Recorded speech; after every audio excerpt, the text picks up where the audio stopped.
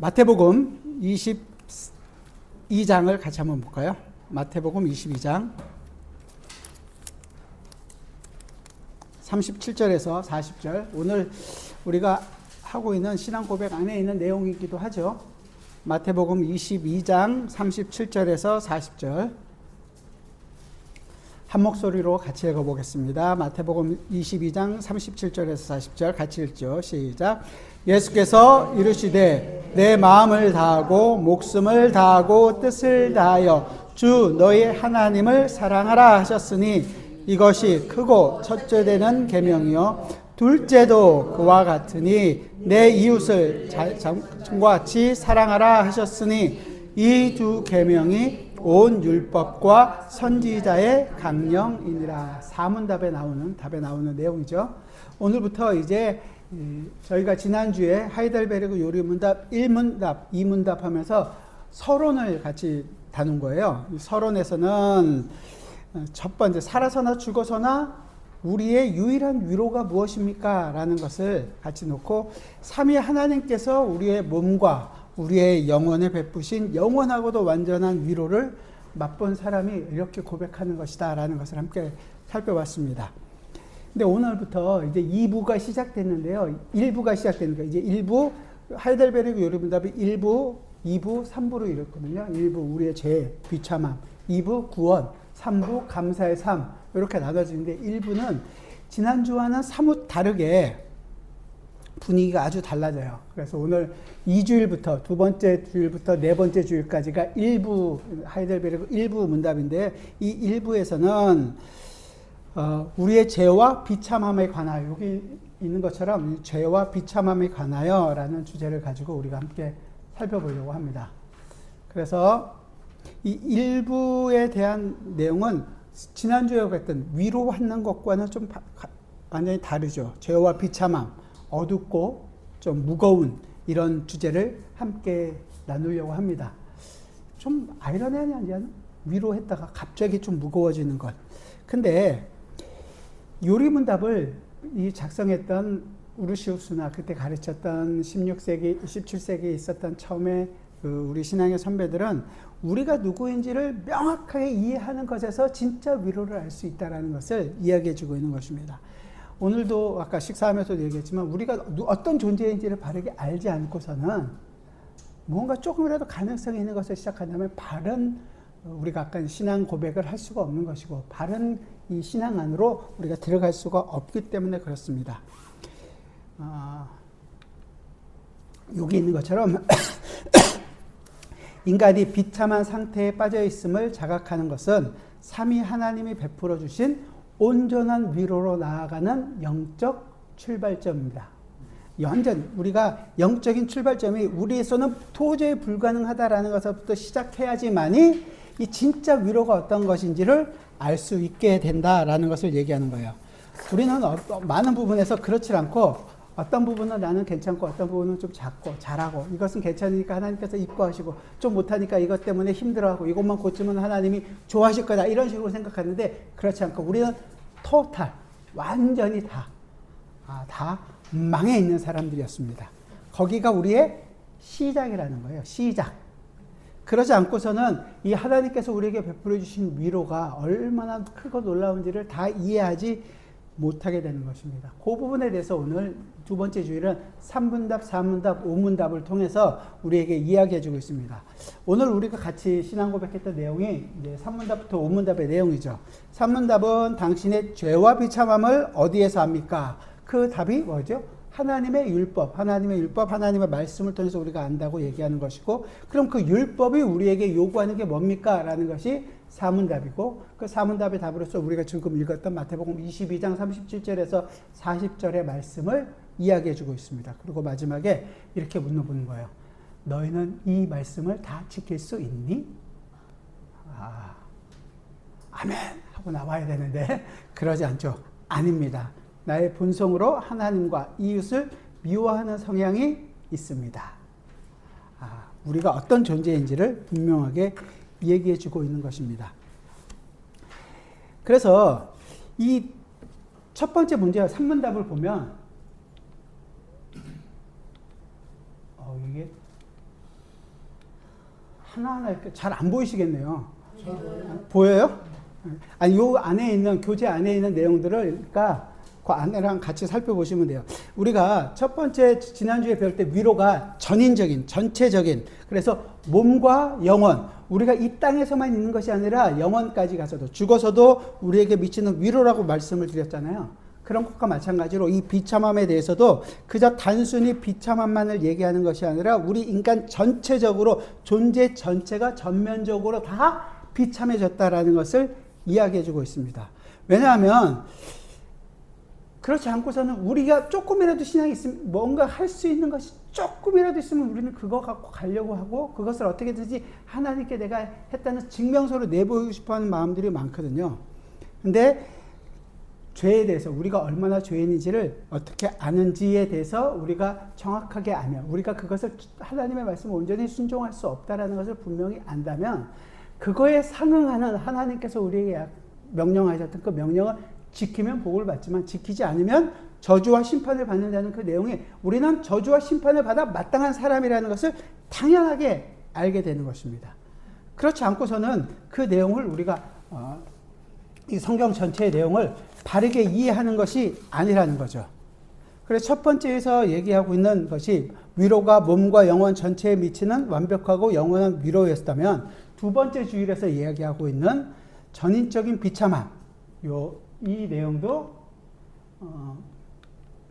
전체적으로 우리 전체적인 비참함이라고 이야기할 수밖에 없는 것입니다. 우리 자체가 전체적으로 더 비참해 있다라는 거예요. 우리의 죄의 결과로 말미암아 우리는 하나님께 갈 수 있는 우리로서의 방법은 다 끝났다. 아무것도 없다. 이 비참함, 우리 존재가 어떻다라는 것을 정확하게 이해하지 않고 그냥 이거 아니면 우리 스스로는 뭔가 좀 환경을 바꿔서라도 아니면 우리가 조금 지식을 넓혀서라도 아니면 교육 문화적인 어떤 문제만 해결하면 할 수 있는 것처럼 생각하게 되고 때로는 그 반대로 내가 이렇게 좋고 괜찮으면 나는 하나님으로부터 모든 복을 누리고 있는 사람이라고 오해하게 된단 말이죠. 그러니까 죄의 필연적인 결과로 우리가 하나님으로부터 영원히 떨어져서 사망, 죽음 가운데 있는 존재라는 것을 명확하게 이해를 해야 된다는 거예요. 우리에게서는 도무지 하나님께 갈 수 있는 방법 자체가 아예 없다. 아무것도 없다라는 것이 우리의 아까 처음에 말씀드린 것대로 시작이란 말이에요. 시작. 그 시작이 됐기 때문에 어떤 상황에서 시작해야 되는지 잘 기억하셔야 되는 것이고 그 내용을 이스라엘은 시편에서 우리가 이 하나님부터 일단 추방에 대했던 이 비참함이라는 것을 정확하게 얘기하는 게 독일어 엘렌트라는 단어거든요. 이게 추방당했다. 비참함이라는 단어가 갖고 있는 의미가 엘렌트, 추방당했다라는 거예요. 여러분들 교재 어디지? 8페이지 중간 정도에 나와 있는 내용인데요. 그러니까 비참함의 본질은 하나님의 동산으로부터 쫓겨나 뿌리가 뽑혀버린 그런 삶을 얘기해 주는 것이고 인간은 본래 하나님과 함께 교제하고 살도록 처음에 지음을 받았지만 죄의 결과 하나님께서 명령하는 동산에 있는 중앙에 있는 선악을 알게 하는 나무의 열매는 먹지 말라. 그것을 아담이 먹은 것으로 말미암아서 어떻게 된 거예요? 이제 하나님으로부터 교제가 끊어지고 거기서 추방당해서 더 이상 하나님과 영적인 생명을 가진 자로서 사는 것이 아니라 생명이 끊긴 그런 자로서 살게 되었다. 이제 죄의 포로가 되어서 사는 삶이다라고 얘기하는 거예요. 이것을 시편 137편 1편에서 1절과 이제 1절에서 우리가 바벨론의 여러 강변 거기서 앉아서 시온을 기억하며 울었도다. 영어로 하면 여러분들 금방 알 수 있는 By the Riverside Babylon이라는 노래 아시죠? 보니엠 거. 저한테 노래를 하라는 얘기는 안 하시겠죠? 거기서 했던 그 내용이에요. 거기서 뭐냐면 바벨론 사람들이 우리한테 조롱하면서 야 니네 거기서 했던 하나님을 찬양했던 노래 해라. 그럴 때 우리는 비팍 이런 모든 것들을 다 저기 버드나무에다 걸어놓고 우리는 거기서 울었다. 시온을 바라보면서 우리가 울었다. 한탄했다. 그걸 가리켜서 비참함이라고 표현해주고 있는 것입니다. 뿌리가 뽑힌 근원적인 불안을 얘기하는 것이고 그래서 우리에게는 어떠한 행복도 어떠한 만족도 어떠한 기쁨도 우리 안에서는 나타낼 수 있지 않다라는 것입니다. 거기서만 그냥 끝났으면 성경이 우리에게는 절망일 텐데 성경은 거기서 끝나지 않고 우리에게 어떤 위로의 말씀을 주는 거죠. 포로기가 분명히 끝날 것이다. 그리고 이 포로기가 끝나게 되면 다시 돌아올 것이라는 말씀을 이사야 40장에서 너희는 위로하라, 내 백성을 위로하라. 그 복역의 때, 포로로 끌려갔던 그 모든 때가 끝났다라고 얘기하시고 이 약속이 마침내 언제? 신약시대에서 이스라엘의 위로를 할 아기가 태어나게 되죠. 누구요? 예수님이 태어나고 그 누가복음에 보면 시므온이라는 사람이 거룩한 성전에 있으면서 그 오실 메시아를 바라보다가 아기 예수를 품에 안으면서 정말로 이가 자기 백성을 주에서 구원할 우리를 위로할 자, 우리를 정말로 이 추방 상태를 끝내고 하나님께로 돌이킬 유일한 전체적인 위로가 되실 분이라는 것을 알고 진정한 위로를 고백하게 되는 내용을 보게 됩니다. 이 시므온의 고백이 있는 거죠. 그래서 예수님께서 이스라엘의 위로가 된다는 것을 분명하게 얘기해 주고 있는 거예요. 이 요리문답 3문에서 보면 우리의 비참함을 깨닫게 하는 도구가 뭐라고 얘기하죠? 그래서 그 우리가 얼마나 비참한지를 알게 하는 도구가 어디에 있다? 율법을 통해서, 하나님의 율법을 통해서 알게 한다라고 분명하게 얘기합니다. 하나님이 원하시는 것은 단지 99%, 뭐 50% 이런 것이 아니라 100%다 완벽하게 다 그 율법을 지켜내야 한다라는 것을 이야기해 주고 계시거든요. 우리가 어떤 경험이나 양심으로서 그것을 판단하는 인간은 결코 자신을 죄인으로서 인정하지는 않습니다. 나는 그래도 이만큼 했으니까, 나는 저 사람보다는 나으니까 나는 괜찮은 사람이다라고 얘기할 수가 없다는 거예요. 왜냐하면 우리 인간 스스로가 우리가 재판장이 돼서 다른 사람들을 판단하려고 했던 것들이 왜냐하면 하나님이 되고자 했던 그 선악을 알고자 하는 나무의 열매를 우리가 먹어서 하나님처럼 우리 스스로가 하나님처럼 판단하고 싶은 자리에 가고 싶어 했던 사람들이 바로 우리였기 때문에 그렇다는 거예요.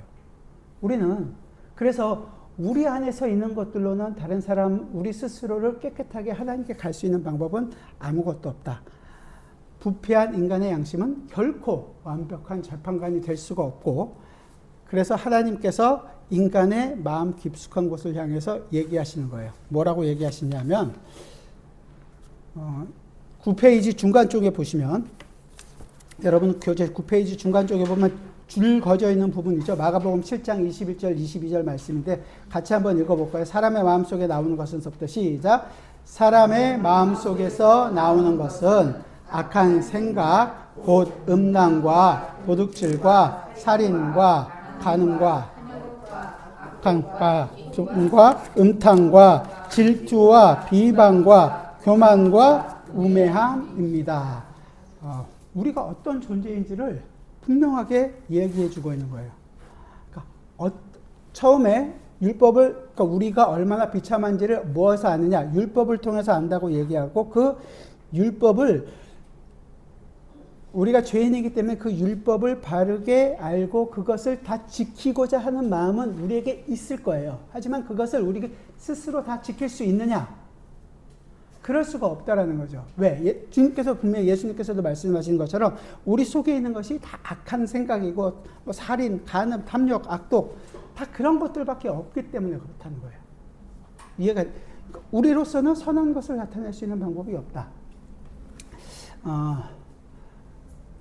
중세 처음, 초대에서 중세로 넘어가는 그 중세 처음 시작할 때 있었던 학자 중에 어거스틴이라는 신학자가 있습니다. 그래서 어거스틴이 우리 인간을 평가할 때 네 가지로 딱 나눠져요. 처음에 창조받았을 때 우리 인간의 상태를 어떤 상태냐면 죄를 지을 수 있는 상태. able to sin and able to not to sin. 그래서 죄를 지을 수도 있고 짓지 않을 수 있는 상태가 되었다. 근데 그 죄를 지을 수도 있고 짓지 않을 상태가 되었던 우리 인간이 선하게 하나님의 말씀을 거역함으로 쫓겨남으로 말미암아 어떤 상태가 되었느냐? 죄를 짓지 않을 수 없는 상태. 그러니까 죄만 지을 수밖에 없는 상태. Not to unable to not to sin. unable to not to sin. 죄를 짓지 않는 것이 불가능한, 죄만 짓고 사는 상태가 되었다라고 얘기해요. 그리고 난 그 상태로 그대로 죽으면 영원히 저주 가운데 있는 거지만, 구원을 받은 상태가 어떻게 되느냐. 이제는 죄와 싸울 수 있는 상태. able to not to sin. 죄와 싸울 수 있는 그런 상태가 되었고, 그 상태가 언제까지 될까요? 우리가 이 땅에서 살아가는 동안. 그럼 천국에 가서는요. unable to sin. 죄를 지을 수 없는. 이제 죄와는 상관없이 영원한 천국에서 기쁨을 누리는 삶을 살아갈 수 있는 자가 되었다고 얘기해 주는 겁니다. 우리는 그래서 이 땅을 살아가는 순간, 자연인으로 살아갔을 때는 어떤 상태였어요? 죄를 지을 수밖에 없는, 죄 속에서 살고 죄 가운데서 살고 죄 안에서 그냥 그러고 살아가고 있는 사람들이었다는 것입니다. 거기서 우리가 발전할 수 있는 방법이 아무것도 없었어요. 좀 전에 읽은 마가복음 7장에 있는 내용을 하나라도 다 완벽하게 지킬 수 있는 분이 계시다면 제가 그분을 존경하고 그분을 더 많이 사랑하겠습니다. 하지만 우리는 다 그렇지 없죠. 다른 사람보다 내가 조금 더 나을 수는 있습니다. 다른 사람보다 내가 조금 더 하나님께 더 열심을 낼 수 있습니다. 하지만 하나님의 기준에서는 그것을 다 채울 수가 없는 거예요. 여기 있는 건 하나님의 기준에 100%를 다 만족시킬 수 없어요. 왜냐하면 우리 마음이 온통 부패했기 때문에 그렇습니다. 온갖 흠없고 안전한 거울인 하나님의 율법이 인간의 그 위선을 정말로 우리의 얼마나 죄인인지를 벗겨내고 우리의 진짜 죄와 비참함을 적나라하게 보여줄 수 있는 유일한 도구가 바로 율법이라는 것입니다. 이 율법이 있음으로 말미암아 우리가 죄인이구나라는 것을 알게 되고, 내가 진짜 이 하나님의 말씀에 온전히 순종하지 못하는 삶을 살아가는 자이구나라는 것을 알게 되는 것입니다. 물론 이 율법 때문에 우리가 매 순간 죄를 지음에도 불구하고 그 죄를 억제하는 그 기능도 있습니다. 이 율법이 없었으면 지난주에도 말씀드린 것처럼 약육강식으로 그냥 내 힘이 세면 모든 걸 다 하죠. 내 힘이 센데 어떻게?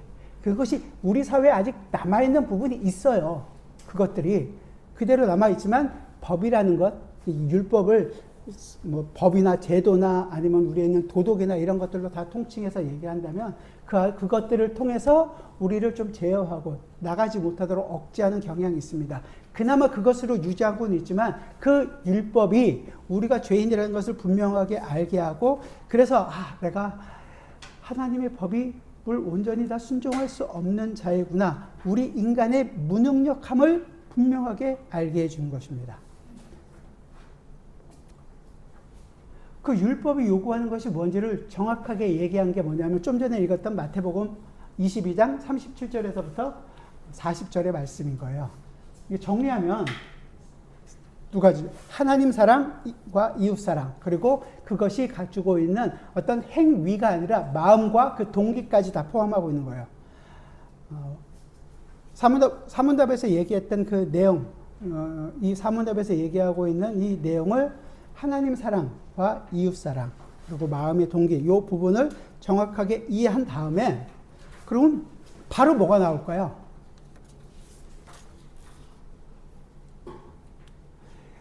어떤 부분에 있어서 우리는 하나님의 말씀을 우리가 다 순종할 수 있다라고 생각을 하고 하는데, 여기서 얘기하는 마음의 동기까지도 얘기하는 것은 하라고 얘기한 것을 내가 다 했습니다 라고 했을 때 그 마음의 동기가 뭐냐는 거예요.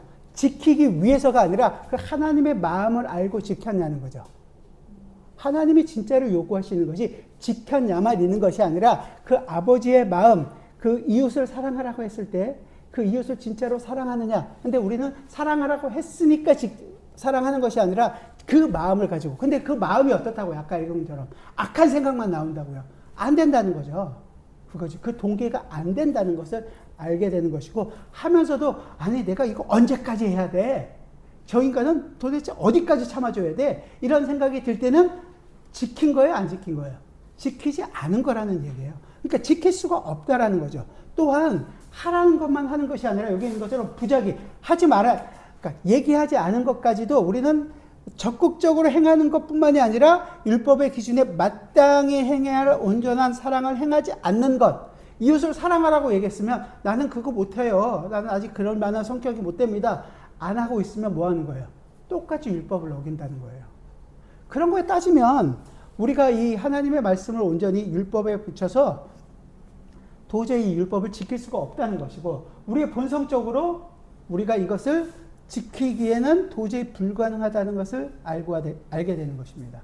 그래서 우리가 결과적으로 우리에게 주어져 있는 알게 되는 것은 뭐냐면, 하나님의 율법 앞에서는 온전히 설 수 있는 사람이 아무도 없구나. 그렇다면 나는 이제 하나님의 말씀대로 살 수 없으니까 나는 다 포기하고 그만둘까? 아니, 어떻게 하면 좋을까? 이 질문을 지금 하고 계시는 거예요. 우리로서는 도저히 답을 찾을 수가 없습니다. 주님, 어쩌면 좋겠습니까? 여기까지 가시는 거예요. 왜 그러면 이토록 하나님께서는 죄를 엄하게 가르치시는 걸까요? 주님이 진단하시는 것은 이런 거예요. 죄를 심각하게 가르치는 것은 사탄이 아니라 우리 주님이시에요. 왜냐하면 사탄은 괜찮다고 얘기해요. 넌 이만큼 하면 된다고 얘기하는 것이 사탄이 가르침이에요. 율법을 지킬 수 있다라고 얘기하거든요. 우리로서 하나님이 주신 건데 왜 못 지키겠느냐. 열심히 해라.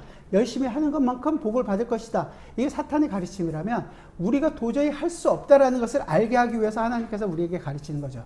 주님이 얘기했던 마태복음 9장에 보면 건강한 자에게는 의인이 쓸데없고 누구에게? 병든 자, 아픈 사람들에게 의인이 필요한 것처럼 우리가 도저히 할 수 없다라는 것을 알았을 때 그 진짜 의사이신 예수님 앞으로 나아갈 수 있게 한다라는 거죠.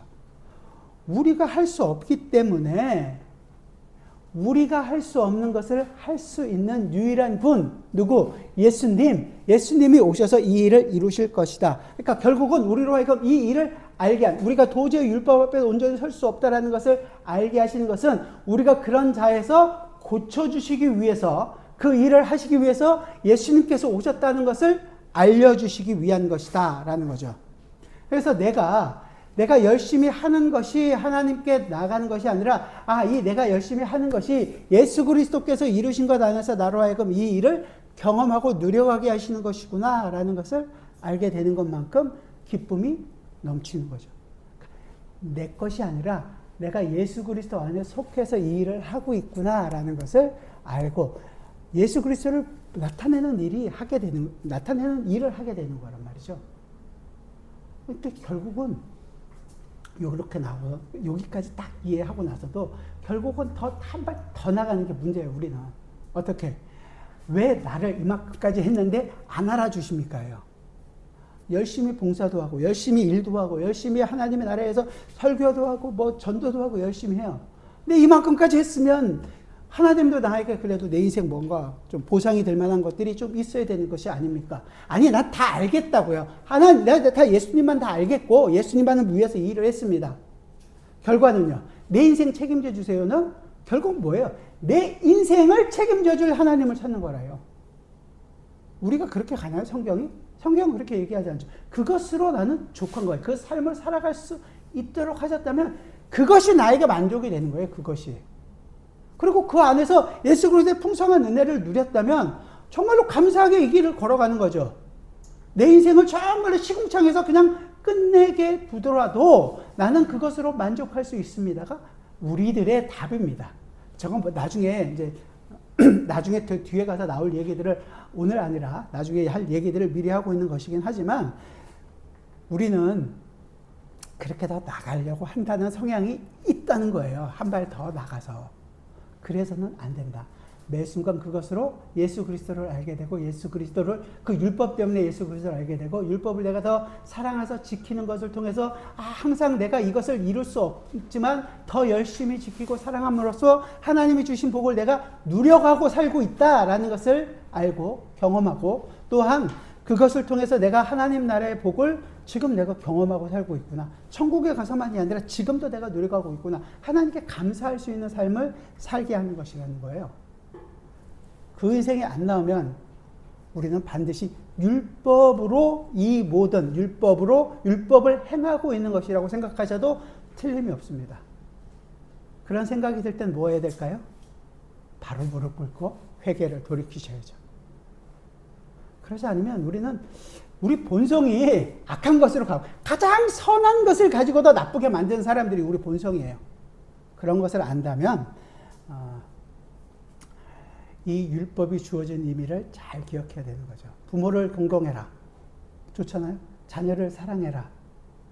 그런 내용들이 에베소서 5장이나 6장, 그 다음에 골로새서에서 나오는데 이 내용들이 그걸 해석하는 것이 아니라 에베소서 같은 경우도 3장까지 구원의 내용을 분명하게 설명한 다음에 성도로서 그러므로 우리가 이렇게 살아야 된다. 이것을 통해서 하나님의 은혜를 더 경험하게 하는 것이지 그걸 통해서 하나님께 가라는 의미가 아니라는 것을 머릿속에 두고 생각하셔야 된다는 거예요.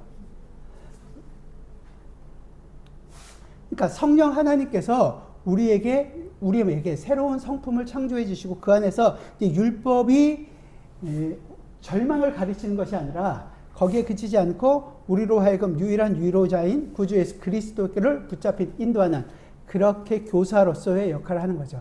야, 내가 이제 이 율법이 죄를 드러내고 죄를 억제하는 역할을 했다면 이제는 그것이 그리스도께서 이루신 일을 알아가도록 율법이 주어져 있구나. 이 율법을 통해서 예수 그리스도를 더 배우고 예수 그리스도께서 이루신 일이 어떤 것인지를 다 알게 되는, 한마디로 얘기하면 율법이 예수 그리스도께로 인도하는 초등교사가 되었다라고 표현하는 거예요. 우리로 하여금 그렇게 이끌어 가시고 그 예수 그리스도께서는 자신의 피로 우리를 씻기고 보혜사 성령 하나님을 보내서 우리로 하여금 진심으로 하나님을 사랑하는 수준에 이르도록 우리에게 새 마음을 주셔서 이 일들을 계속해서 일어나게 하신단 말이에요.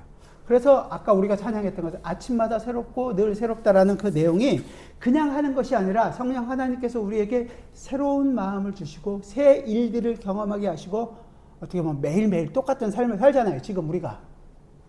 그런 것처럼 보이잖아요. 옛날에 회사 다닐 때나 지금 그때도 비슷했지만 지금도 매일 똑같은 삶을 살지만 어떤 거예요? 우리에게는 매일매일이 새로운 새 마음을 가지고 사는 사람들이에요. 헌 남편, 헌 아내가 아니라 새 남편, 새 아내고 하나님께서 주신 새 부부로서의 그 아름다운 하나님 나라의 하나님의 연합을 그 가정에서 보이는 것이고 아들과 자녀와 부모의 관계 속에서도 하나님 나라의 그 아름다운 질서를 배워가고 그 안에서 하나님 나라의 기쁨을 누려가도록 하기 위해서 우리에게 주신 것이란 말이죠. 그걸 성경은 성령을 따르는 삶이라고 얘기합니다. 우리에게서는 이 율법을 지키는 삶을 도저히 살아갈 수 없지만 이제 성령 하나님께서 우리가 옛날에 있었던 육신을 따르는 삶을 자꾸 거절하고 그 삶이 아니라 성령 하나님을 따르는 삶을 살아가도록 우리로 하여금 매일 이끌어 가신다는 거예요. 갈라디아서 5장에 보면 그래서 육신을 따라 우리가 살아갈 때는 이웃을 자기 몸처럼 사랑해서 율법을 이루는 삶, 그리고 그렇지 못한 육신의 삶을 강력하게 이제 5장에서 대비를 시키는 거거든요.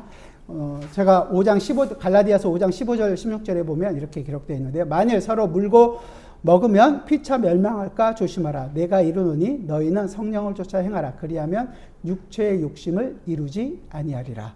이 사도 바울이 인간 사이의 갈등을 묘사하기 위해서 서로 물고 먹는다 이런 표현을 해요. 약육강식의 세계라는 거죠.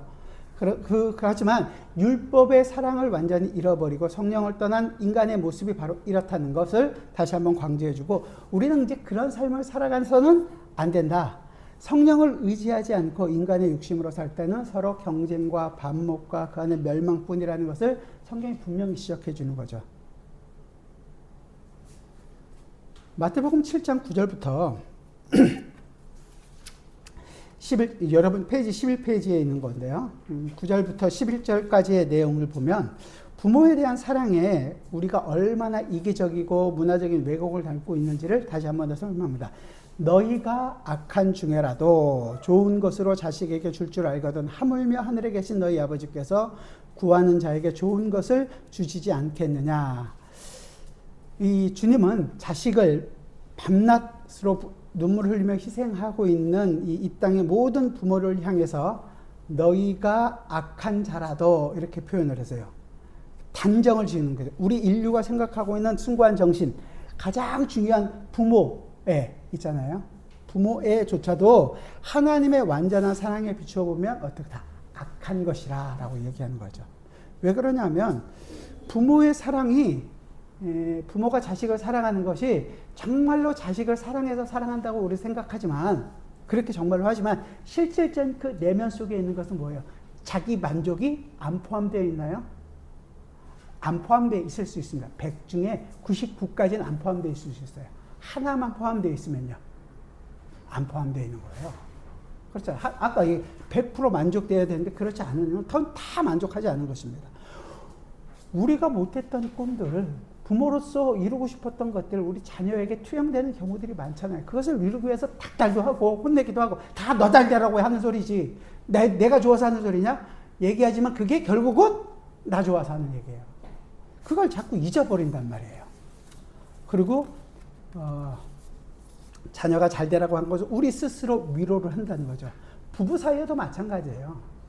서로 부부가 하나님께서 주실 땐 교회, 성부, 성자, 성령, 삼위 하나님이 하나인 것처럼 부부가 이제 하나라는 것을 통해 하나님 나라의 완전한 완성체를 보여주시기를 원하는데, 그렇지 않고 자기 만족을 원해서 할 때 서로 싸우고, 왜 너는 내 말을 안 듣냐, 왜 당신 고집 진짜 세다, 그렇게 얘기하는 사람이 고집이 센 거예요. 사실은 그 사람 고집이 없으면 그런 얘기 할 필요가 없거든요. 안 그렇게 생각하세요? 저만 그런가? 그런데 우리는 그 부부 관계 속에서도 진정한 이 연합, 진정한 하나됨, 하나님 나라의 기쁨을 다 누려가지 못하는 상태에 있다라는 것입니다. 그래서 절망적인 거에서 벗어나서 그 우리가 절망적이라는 것을 아는 것이 우리에겐 가장 큰 희망이 되는 거죠.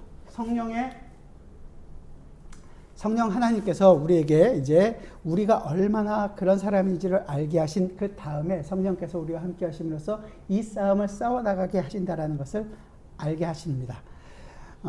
성령을 쫓아 한다는 것은 성령이 이끌어 가시는 삶, 성령 하나님께서 우리에게 주시는 어떤 것들이 갈라디아서 5장에 나와 있는 모든 내용들이라든지, 또 예수님께서 이 땅에 오셔서 우리에게 의사가 되셔서 우리를 완전히 치료하고 우리의 죽음을 죽이시고 그 죽음으로부터 우리를 건져내셔서 새로운 생명 안으로 우리를 건져내셨다는 것, 그것을 우리가 정말로 이해한다면 이제는 우리가 가정에서도 부모 자녀 간에도 예수 그리스도의 사랑 안에서 우리의 부모를, 우리의 자녀를 사랑할 수 있고, 또한 그리스도의 사랑 안에서 남편을, 아내를 사랑할 수 있는 것입니다. 에베소서 5장 6장이라든지 아니면 골로새서 3장이라든지 이런 내용들을 우리가 이해를 하면서 이 가정 안에서 하나님이 진정으로 원하시는 것이 어떤 것인지를 잘 기억해 나가는 거죠.